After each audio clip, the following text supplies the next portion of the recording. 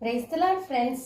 இன்னைக்கும் நம்மள நிறைய பேரோட அங்கலாய்ப்பு எப்படி இருக்குதுன்னா, ஐயோ இந்த தீய மனிதர்கள் எனக்கு எதிராக வராங்களே, இந்த மந்திரவாதி எனக்கு எதிராக ரொம்ப மந்திரவாதம்லாம் பண்ணுறானே, இந்த பிசாசு எனக்கு எதிராக கங்கணம் கட்டி நிறைய காரியத்தை செய்கிறானே அப்படின்னு சொல்லும்போது, நம்ம ஜீசஸோட ரொம்ப க்ளோஸ் ரிலேஷன்ஷிப் வச்சு அவர்கிட்ட பண்ண வேண்டிய ஒரு ப்ரேயர் என்ன தெரியுமா ஃப்ரெண்ட்ஸ்?